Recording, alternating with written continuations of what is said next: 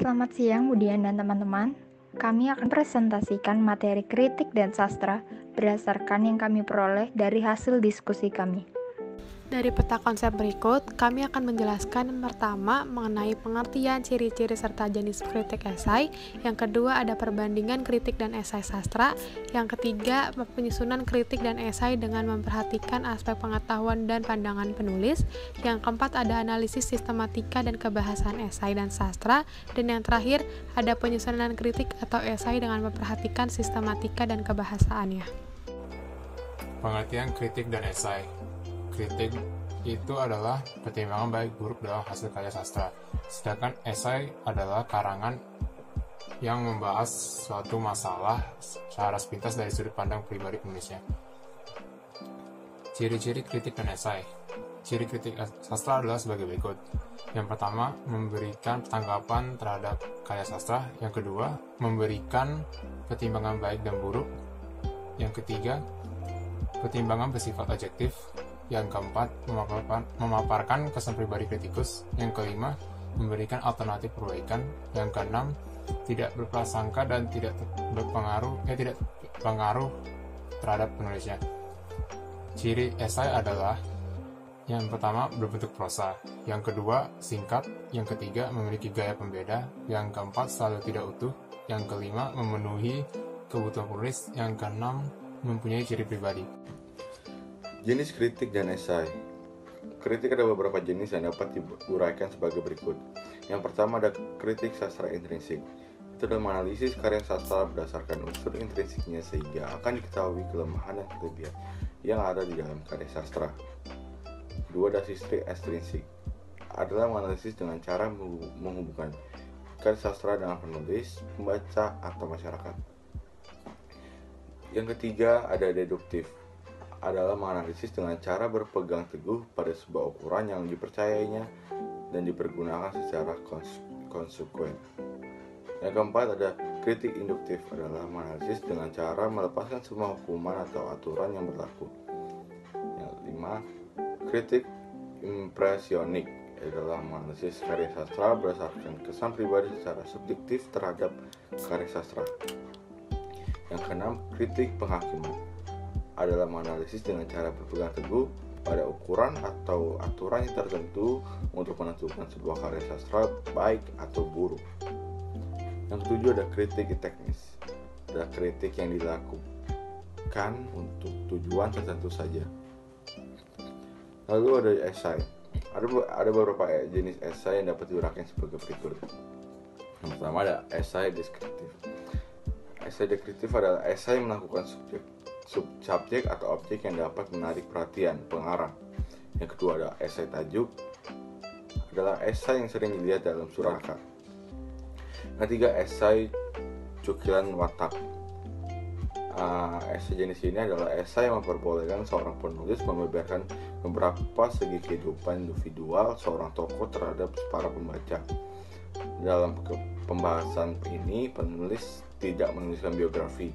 Penulis hanya memilih bagian-bagian utama dari kehidupan dan watak pribadi tokoh tersebut. Yang keempat adalah esai pribadi. Esai pribadi hampir sama dengan esai cukilan watak, tetapi esai pribadi merupakan tulisan tentang diri pribadi si penulis. Yang kelima ada esai reflektif, adalah esai yang ditulis secara formal dengan bahasa yang serius. Penulis mengungkapkan dengan dalam, sungguh-sungguh, dan hati-hati beberapa topik penting yang berhubungan dengan hidup, misalnya kematian, politik, pendidikan, dan hakikat manusiawi. Dan yang terakhir, keenam itu adalah esai kritik.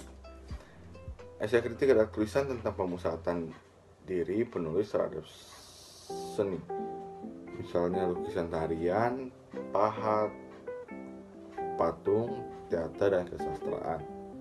Esai ini membangkitkan kesadaran pembaca tentang pikiran dan perasaan penulis tentang karya seni.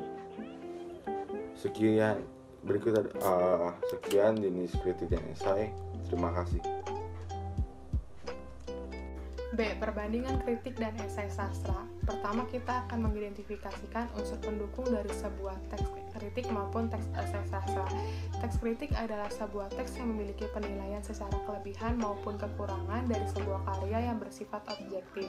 Penilaian ini biasanya dilakukan kritikus dengan cara sesuai dengan keadaan ataupun kejadian yang benar-benar terjadi tanpa adanya pengaruh ataupun pandangan pengarang itu sendiri. Nah, unsur pendukungnya itu ada 3. Yang pertama ada sinopsis karya. Sinopsis karya memiliki makna dalam KBBI, yaitu ikhtikar dari sebuah karangan yang diterbitkan secara langsung bersamaan karangan asli untuk menjadi dasar sebuah karangan baru ataupun sinopsis. Yang kedua itu adalah alasan logis. Dalam sebuah kritik, alasan logis harus ditunjukkan dengan dapat dimengerti dan mudah ditalar oleh orang lain. Yang ketiga ada namanya teori pendukung. Teori pendukung ini harus berhubungan dengan objek yang akan dikritik. Berikutnya ada teks esai. Teks esai adalah teks yang membahas masalah secara sepintas ataupun berdasarkan pendapat dari pengarang itu sendiri. Teks ini bersifat subjektif di mana adanya pandangan ataupun perasaan dari pengarang yang akan melakukan teks ini tersebut. Biasanya teks ini itu dibutuhkan dengan unsur pendukung, yaitu fakta ataupun karya yang benar-benar telah dikritik. Dengan kata lain, teks esai adalah teks yang bukan karangan belaka.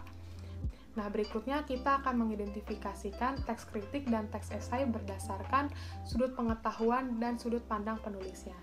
Karena kita telah mengetahui unsur pendukung dari kedua teks tersebut, mari kita bandingkan dengan sudut pandang penulisnya dan sudut pandang pengetahuan. Untuk sudut pandang pengetahuan, teks kritik itu berdasarkan objek karya yang pertama bisa seni musik, seni tari, puisi, dan novel, ataupun kalau misalkan di esai itu cuman karya ataupun fenomena yang telah terjadi. Nah, untuk berdasarkan sudut pandang penulisnya, kalau yang dikritik itu dia bersifat objektif di mana ada alasan yang logis. Sedangkan kalau misalkan di esai, dia berdasarkan subjektif dan berdasarkan dari pemikiran ataupun pandangan pribadinya sendiri. Saya akan menjelaskan tentang bagian saya, yaitu penyusunan kritik dan esai memperhatikan aspek pengetahuan dan pandangan penulis. Langkah-langkah sistematisnya adalah yang pertama itu adalah tahap deskripsi. Di tahap deskripsi itu kita perlu memaparkan data dengan apa adanya.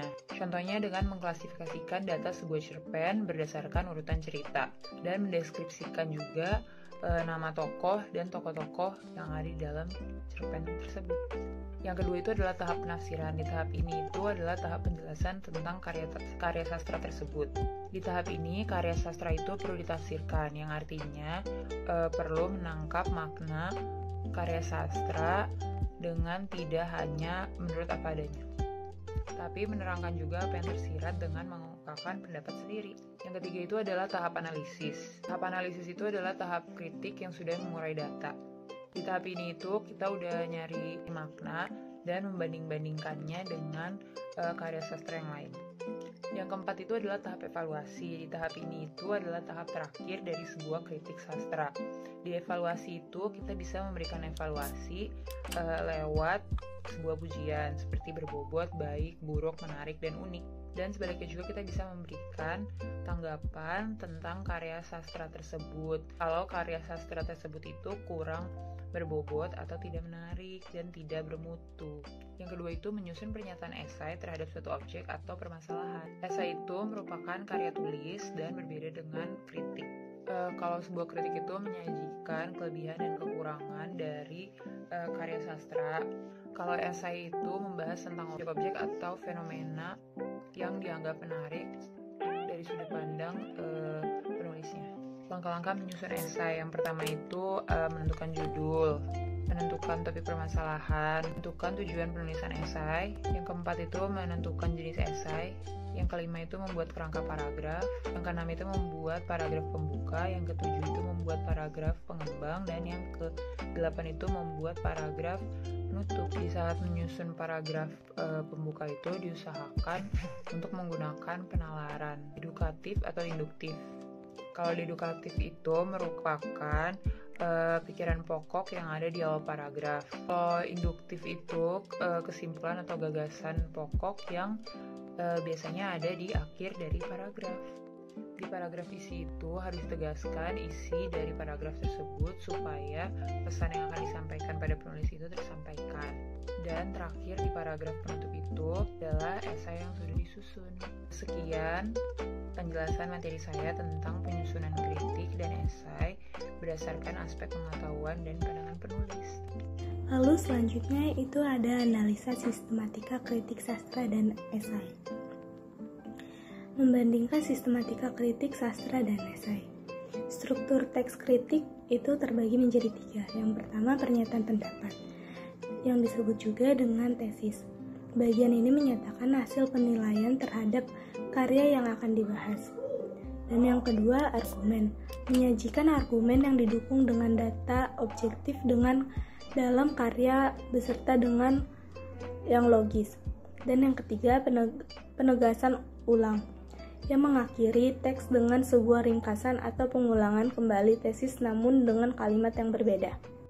Lalu selanjutnya itu ada struktur teks esai yang terbagi menjadi 3. Yang pertama, pendahuluan, yaitu mengawali esai dengan tujuan yang mengenalkan topik, memaparkan latar belakang umum topik, dan membangkitkan minat pembaca terhadap esai. Dan yang kedua itu ada isi, yang disebut juga dengan tubuh esai. Struktur ini berupa paragraf pengembang yang menjelaskan dan menguraikan pernyataan pada bagian pendahuluan. Dan yang ketiga itu ada simpulan. Simpulan merupakan ringkasan dari tubuh esai yang juga disertai dengan komentar penulis tentang pokok masalah yang dikemukakan. Lalu yang kedua itu ada menganalisis kebahasaan kritik sastra dan esai. Teks kritik dan esai memiliki kaidah kebahasaan. Kaidah kebahasan dalam teks kritik dan esai itu sebagai berikut. Yang pertama itu menggunakan pernyataan-pernyataan persuasif.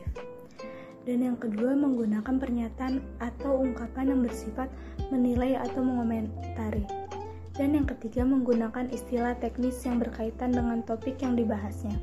Dan yang keempat menggunakan kata kerja mental karena bersifat argumentatif dan bertujuan mengemukakan pendapat. Oke, materi yang terakhir yaitu ada penyusunan kritik atau esai dan menggunakan sistematika dan kebahasaannya. Yang pertama, kita akan mempelajari tentang mengkonstruksikan kritik sastra dengan menggunakan sistematika dan kebahasaannya. Langkah-langkahnya terdapat pada yang pertama, yaitu pilihlah karya sastra yang ingin Anda buat. Yang kedua, mencari tahu data-data tersebut serta penyairnya. Yang ketiga, cermati data-data karya sastra yang ingin Anda buat. Yang keempat, susunlah karya sastra tersebut menggunakan kritik sastra. Yang terakhir adalah disusun dan menggunakan konstruksi teks karya sastra. Yang kedua, kita akan membahas tentang mengkonstruksikan esai dengan menggunakan sistematika dan kebahasaannya. Langkah-langkahnya yaitu pertama, carilah, tentukan esai seperti aktual.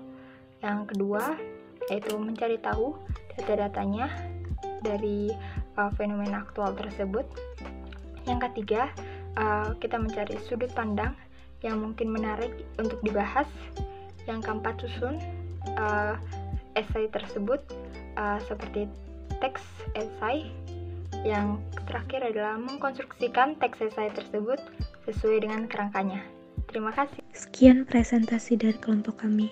Terima kasih.